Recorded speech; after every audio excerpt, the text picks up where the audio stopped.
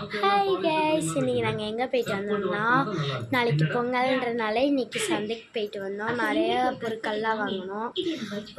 நாளைக்கு பொங்கல் தானே, ஸோ நாளைக்கு வந்து பிரியாணி தான் எங்கள் அம்மா பண்ணுவாங்க. அதுக்காக எல்லா ஜாமானையும் வாங்கியாச்சு.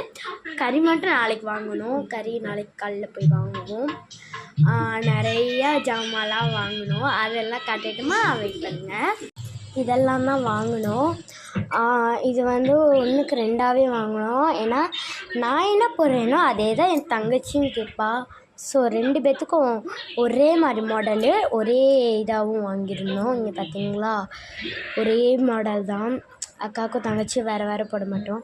அப்புறம் இந்த பூ வாடாமல் இருக்கிறது, பேப்பர் போடணுமாங்களா அது. ஏன்னா மற்ற ஏதாச்சும் பூ வாங்கினோம்னா அது வாடிடுமா, அதனால் இந்த மாதிரி வாங்கினோம். எனக்கு இதாக பிடிச்சிருந்துச்சு. இது ஒரு மாதிரி நரன்னு இருந்துச்சு. இது எங்கள் அம்மாவுக்கு பிடிச்ச கலர். இது 2 எங்கள் அக்கா செலெக்ஷன், இது என் செலெக்ஷன். அப்புறம் ஜிமிக்கி கம்மல் எனக்கு நாளைக்கு போடுறதுக்கு. எனக்கு இந்த வட்ட சுடிதார் போய் எடுத்திருக்காங்க.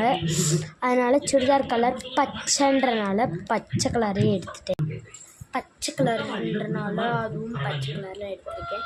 இன்னொன்று காட்டட்டுமா, நாளைக்கு பொங்கல் அப்படின்னா நாளைக்கு ஃபுல்லாக எல்லா இடத்துலையும் வெயிலில் தான் சுற்றணும்.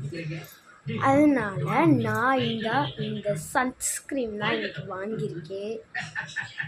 இது வரைக்கும் சன்ஸ்க்ரீம் யூஸ் பண்ணது இல்லை தான், ட்ரை பண்ணி பார்க்கணுமே யூஸ் பண்ணுறதுக்காக 200 போட்டு வாங்கியிருக்கேன்.